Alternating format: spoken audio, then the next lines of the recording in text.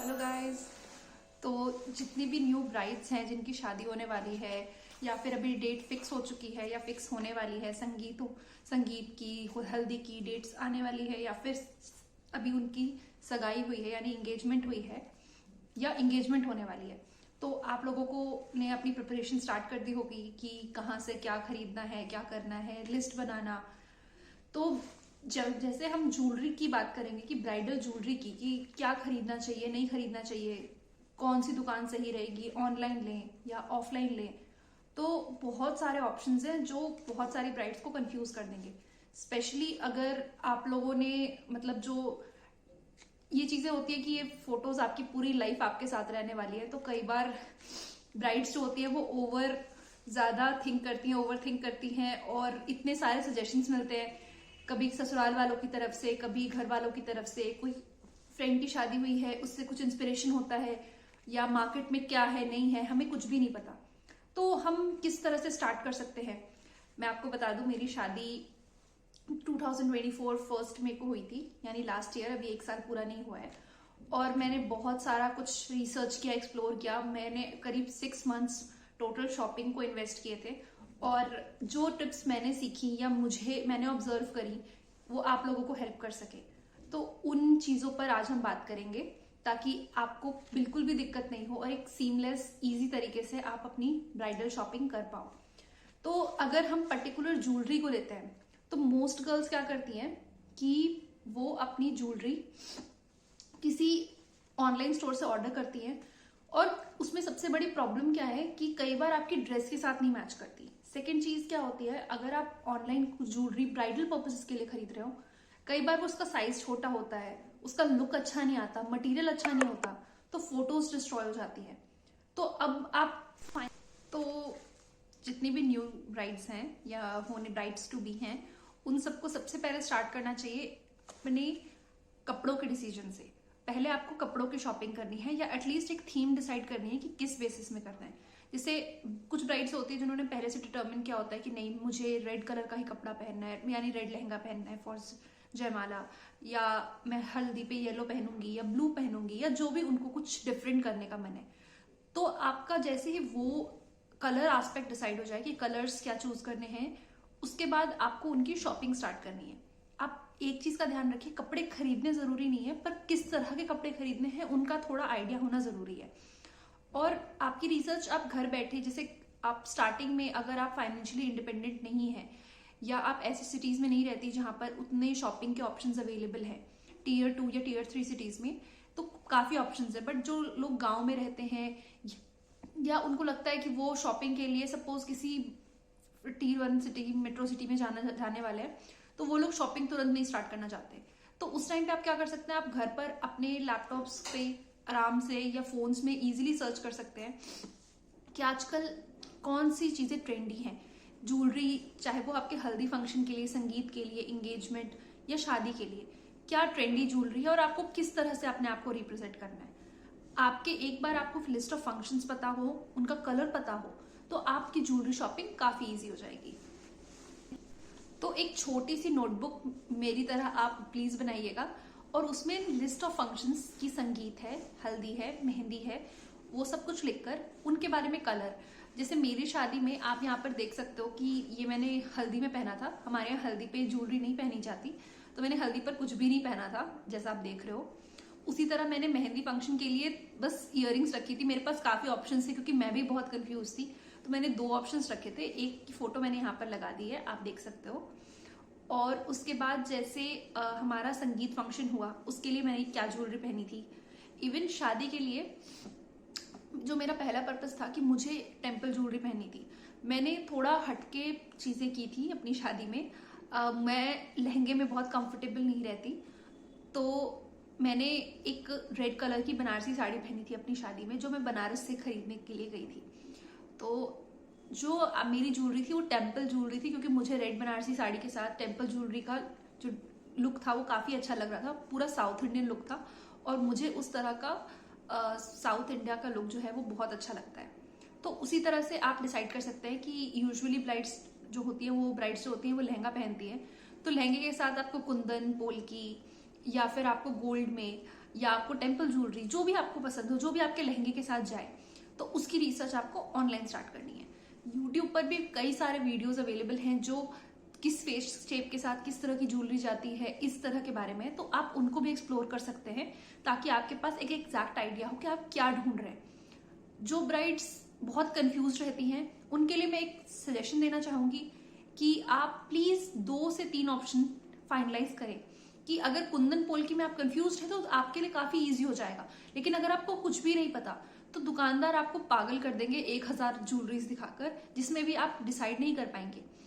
अगर आप दिल्ली आते हैं, या आप, जैसे मैं दिल्ली में रहती हूँ, अगर आप दिल्ली आते हैं या आप मुंबई के पास रहते हैं, मुंबई जाते हैं, या नागपुर, बैंगलोर, या कहीं पर भी जाते हैं, तो हर सिटी की, हर स्टेट की अपनी एक अच्छी मार्केट होती है जहां पे आप ज्वेलरी बाय कर सकते हैं। तो अगर आप अपनी लोकल मार्केट्स को एक्सप्लोर करें तो आपको पता चलेगा कि cheap and best affordable jewellery जो प्रीमियम क्वालिटी की हो वो कहाँ मिलेगी और किस रेंज में मिलेगी।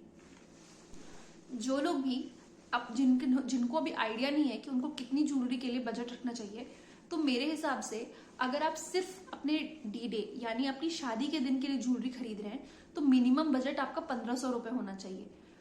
लेकिन 1500 से 2000 रुपए ठीक बजट है अगर आपको सिर्फ अपनी डी डे की ज्वेलरी खरीदनी है। मैंने अपनी शादी की ज्वेलरी यानी डी डे की, यानी साड़ी के साथ जो टेम्पल ज्वेलरी है, वो मैंने खरीदी थी चांदनी चौक से। चांदनी चौक में एक किनारी बाजार करके मार्केट है जो बहुत अच्छा है, संतोष मार्केट के पास पड़ता है, और वहां पर आपको बहुत सारे शादी से रिलेटेड शॉपिंग के ऑप्शन मिलते हैं।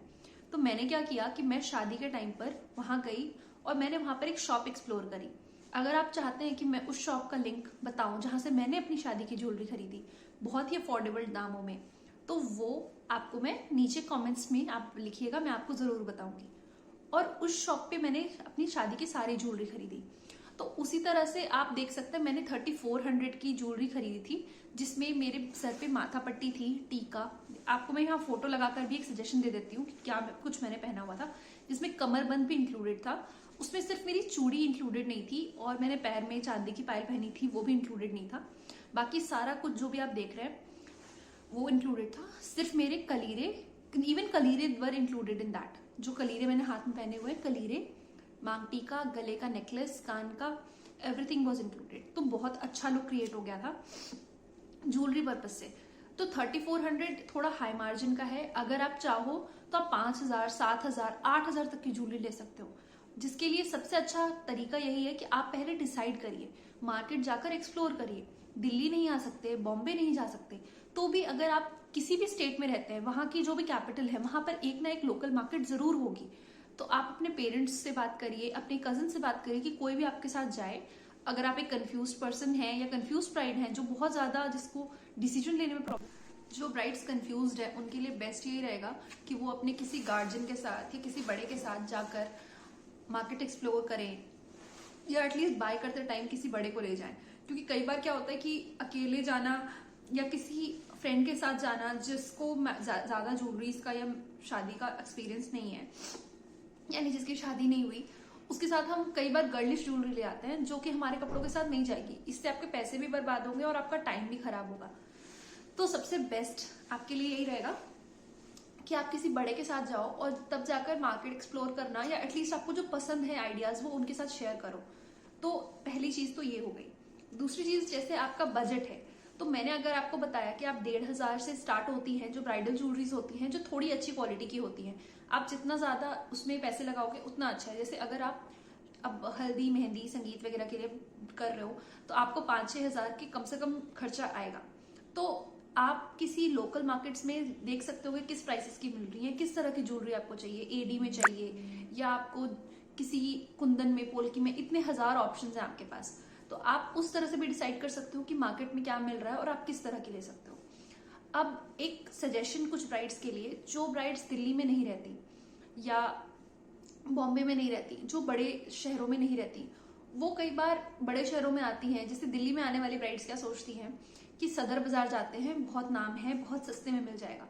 बट सदर बाजार में सिंगल पीस ज्वेलरीज नहीं मिलती हैं। यूजुअली 1-2 पीस वाली ज्वेलरी मिलती है, लेकिन वो उसी रिटेल प्राइस पे मिलेंगी जो शायद आपको चांदनी चौक में या सरोजनी में या और भी जगहों पे मिलेंगी। तो इतनी दूर आकर सिंगल पीस ज्वेलरीज मैन्युफैक्चरर से लेने का कोई मतलब नहीं है, क्योंकि वो आपको देंगे ही नहीं, वो रिटेल पर्पस के लिए नहीं बेचते। तो सदर बाजार जाना, जबकि आपको वहां पर ज्यादा कुछ एक्सप्लोर नहीं करना, सिर्फ एक ज्वेलरी पर्पस के लिए, मेरे हिसाब से सही डिसीजन नहीं होगा, क्योंकि वहां पर आपको वो नहीं देंगे। अगर आपको कोई ऑनलाइन यूट्यूब पे पता चलता है कि फलाना लोकेशन पे आपको मिल रही हैं ज्वेलरीज, तो बेस्ट यही रहेगा कि पहले आप उनसे बात करें, कॉल करें और देखें कि क्या वो रिटेल पर दे रहे हैं, क्या वो सिंगल पीस ज्वेलरीज प्रोवाइड कर रहे हैं, क्योंकि वो आपको अगर नहीं कर रहे तो आपका टाइम बर्बाद होगा। सेकंड, मेरी तरफ से आपके लिए सजेशन यही रहेगा कि हमेशा मार्केट जाने के आप शादी से कई दिन पहले, मेरे हिसाब से अगर आपकी शादी सपोज करते हैं मार्च में है या अप्रैल में है, तो आप एटलीस्ट दिसंबर या फरवरी इस समय पर आप अपनी शादी की ज्वेलरी खरीद चुके हो, क्योंकि अगर आपके पास ज्वेलरी इन हैंड नहीं है तो आपको कई बार कंफ्यूजन होगी, बहुत तरह की प्रॉब्लम्स आती हैं। लास्ट मोमेंट पर शायद ब्राइड्स को बाहर जाने भी ना दिया जाए। कई घरों में ऐसे नियम होते हैं कि नहीं, 10 दिन पहले, 15 दिन पहले नहीं जाने देते मार्केट, कहेंगे नहीं आप अभी आपकी शादी इतने कम दिन रह गए, नजर लग जाएगी, ये हो जाएगा। तो सबसे अच्छा आपके लिए यही रहेगा कि आप कम से कम 2 महीने पहले आपके हाथों में शादी के कपड़े और ज्वेलरी हो। अगर आप शादी का लहंगा डिसाइड कर चुके हैं और तब आप अपनी ज्वेलरी एक्सप्लोर करना स्टार्ट कर रहे हैं, तो आप बहुत देर हो जाएगी। तो पहले ज्वेलरी एक्सप्लोर कर लीजिए, साथ के साथ शादी का लहंगा फाइनल कर लीजिए। वो 1 महीने कम से कम आपको फाइनल करने में लगाएगा। उससे एक छोटा सा सैंपल पीस ले लीजिए और देखिए क्या आपकी ज्वेलरी के साथ वो जा रहा है। आप ये भी कर सकते हैं कि आप पिनिंटरेस्ट पे ट्रेंडी चीजें देख सकते हैं, आपके लहंगे के टाइप और उसके साथ किस तरह की ज्वेलरी अच्छी लग रही है। उसके बाद सेकंड मेरा आपके लिए सजेशन ये रहेगा कि आप लोग कभी भी ऑनलाइन शॉपिंग ब्राइडल ज्वेलरीज के लिए ना करें, स्पेशली जो आपको जयमाला पर पहननी है। अगर आप हल्दी के लिए या बाकी फंक्शंस के लिए ऑनलाइन मीशो, फ्लिपकार्ट या अमेजोन से खरीद रहे हैं, तो वो आपके लिए शायद अच्छा डील आपको मिल जाए। लेकिन शादी की ज्वेलरी में क्या होता है कि आपने कई हजार खर्च करके एक महंगा फोटोग्राफर रखा होता है, और वो फोटोग्राफर्स में हमेशा जो ज्वेलरी की जो क्वालिटी है वो आपको बिल्कुल अच्छे से, बिल्कुल HD में पता चलेगी। तो आप नहीं चाहते कि आपकी शादी की ज्वेलरी फेक लगे या नकली लगे, अच्छी क्वालिटी की ना लगे, और ऐसा लगे कि जैसे आपने पैसे बचाने के लिए बहुत ही सस्ते क्वालिटी की ज्वेलरी खरीदी है। तो सबसे अच्छा आपके लिए यही रहेगा कि वो ज्वेलरी आप खुद पहन कर देखें। सामने से देखने वाली चीज का जो फर्क होता है वो आपको समझ आएगा, भले ही आपके 500-1000 रुपए ज्यादा लग जाए। अगर आप मान लीजिए थोड़े से पैसे के लिए अपनी शादी के फोटोज खराब करने को तैयार हैं, तो मैं कुछ नहीं कहूंगी। लेकिन सबसे बेस्ट यही रहता है कि शादी की यानी जयमाला की ज्वेलरी आप खुद जाकर खरीदें, क्योंकि उसमें आपको बिल्कुल भी कॉम्प्रोमाइज नहीं करना चाहिए। शादी से जुड़ी सारे टिप्स और जो भी मैंने कुछ सीखा है अपने एक्सपीरियंस से, मैं वो आपके साथ शेयर करती रहूंगी।